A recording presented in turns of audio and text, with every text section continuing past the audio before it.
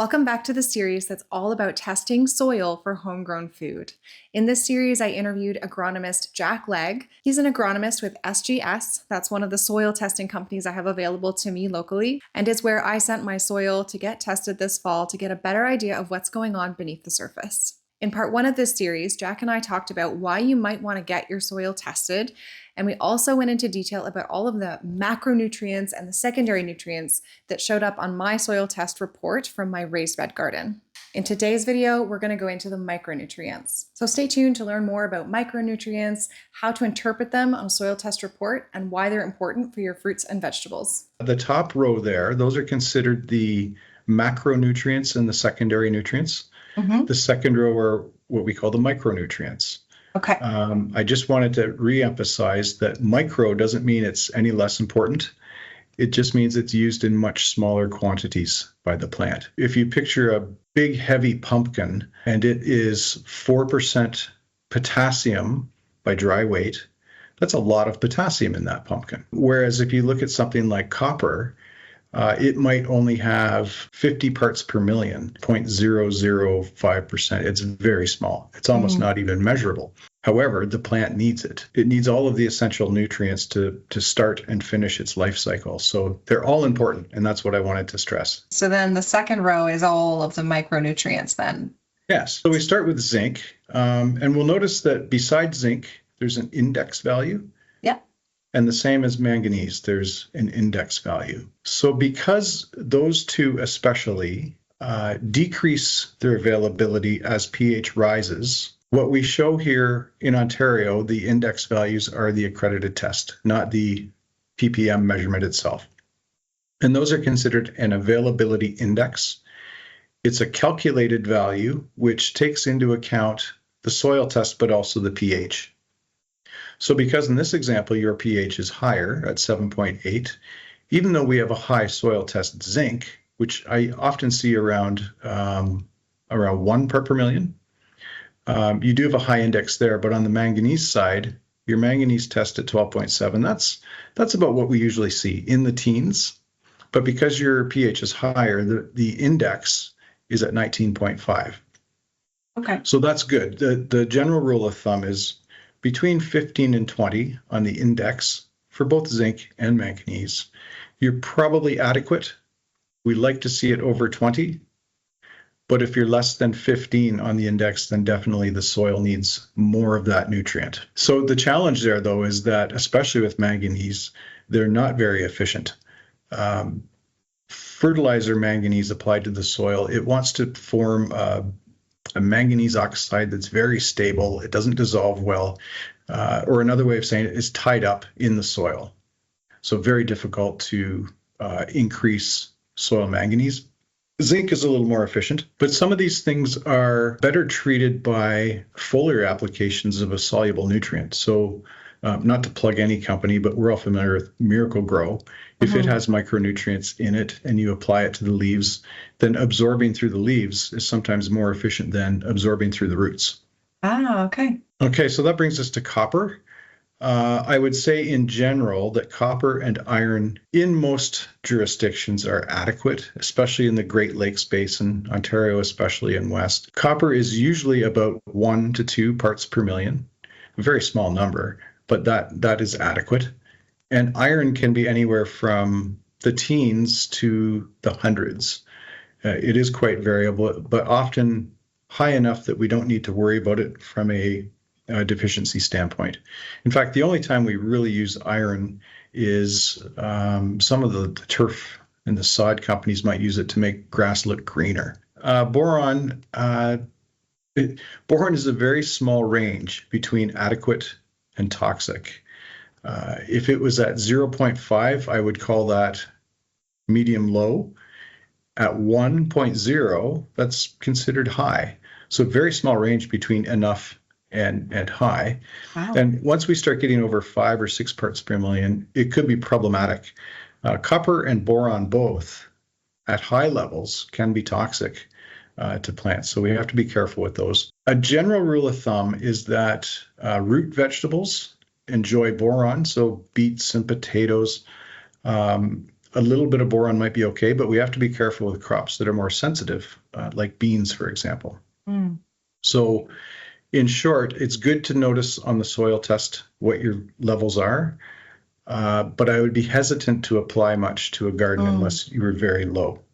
Okay. In terms of copper, I have wondered when I am applying a dormant oil spray to my fruit trees that has copper in it. I've wondered how that might impact the soil. Now, that would go into the food forest sample that we'll look at next. It's not applied to my raised beds at all.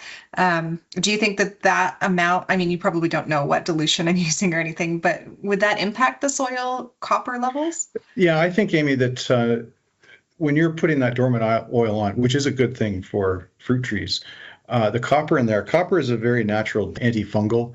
I think the rate that's in there would not in any way impact your soil test level. If you consider an acre of soil, so it's 43,000 plus square feet, to a 6-inch depth, that weighs about 2 million pounds. So the amount of copper you're putting on, say, an acre of apple trees would be so small compared to that mass that it wouldn't really be impactful. And it might even actually help. It might provide a little more copper to your trees after you make that application in the spring. Okay, that's really helpful to hear too, because I was worried if copper might be a little toxic if you get too much, and then am I applying too much because I'm spraying it in my garden? Right, good question. Next on that row, we have texture.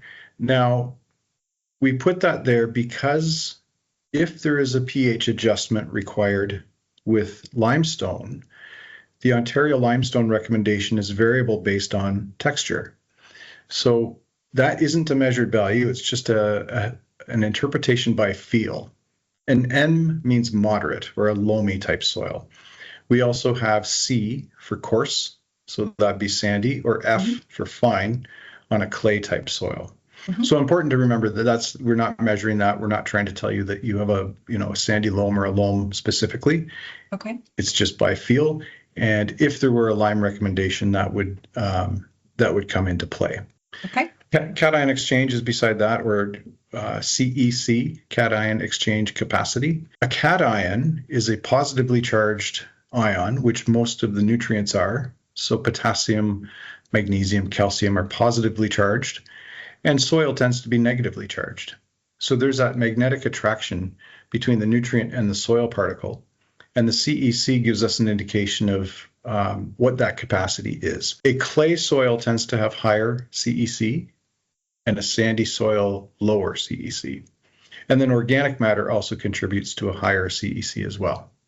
So that value is calculated, but it gives an indication of how much nutrient your soil can hold. We utilize it for our potassium recommendation because essentially the more capacity to hold nutrient, the more we can apply. Or said the opposite way, the lower your CEC, the less the soil can hold, so the lower the recommended rate. Ultimately, we see CEC around, it's usually in the teens to the high 20s. The more clay or the more organic matter in the soil, then the higher that number. So yours is quite typical of a high organic matter soil. If you had a very coarse sand, then it might be down as low as single digits. But like I say, it's calculated, as are the base saturations to the right of that number. So we see K percent, mag percent, calcium percent.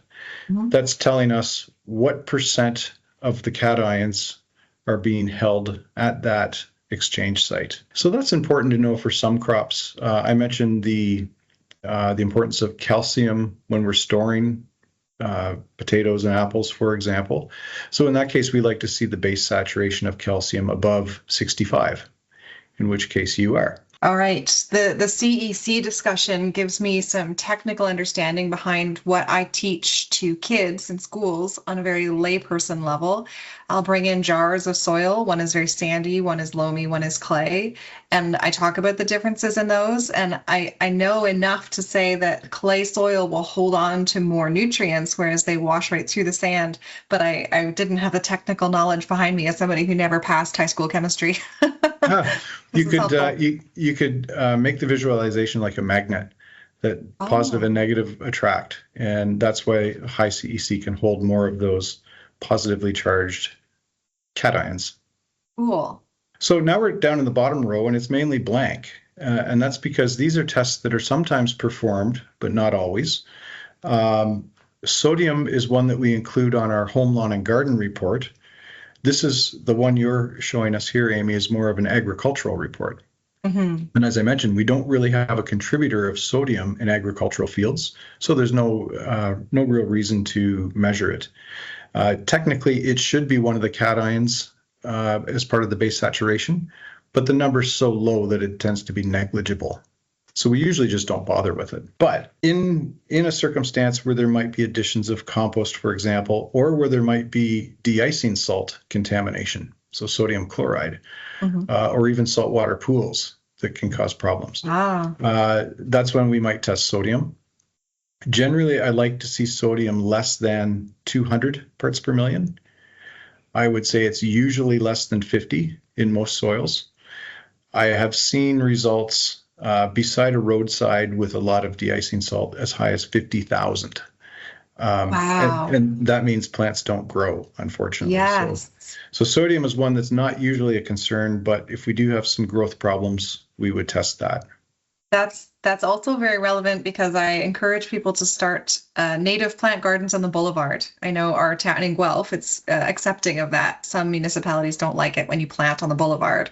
But I can imagine you would want to find sodium accepting plants then to put on a boulevard, or get a soil test before, like you said, do it proactively. That's right. The other thing that's important there is good subsurface drainage, so that water can dissolve and leach away those salty ions. Right. So that takes us through your raised bed report. Thanks for watching part 2 of my interview with Jack Legg, an agronomist with SGS. Coming up in part 3, we're going to talk about what I think are the most exciting parts of our conversation, which are all about the soil test results from my food forest. My food forest was built through sheet mulching alone, so I layered cardboard and I layered wood chips, and now 4 years later, we tested that soil, and we're going to find out whether that soil is actually a balanced enough ecosystem for our plants to thrive, or we're going to find out if that soil ended up actually too carbon heavy to benefit my plants. We're also going to hear from an agronomist's perspective on using compost in the garden. This is a huge hot topic in gardening. We have the no-dig method, which is all about planting directly into compost, making new beds with pure compost. And Jack is going to tell us his perspective on whether that's beneficial or detrimental to your garden and in what contexts, and how to know. Subscribe to my channel and hit the bell icon if you want to be notified when part 3 of this series is released. Thanks for watching.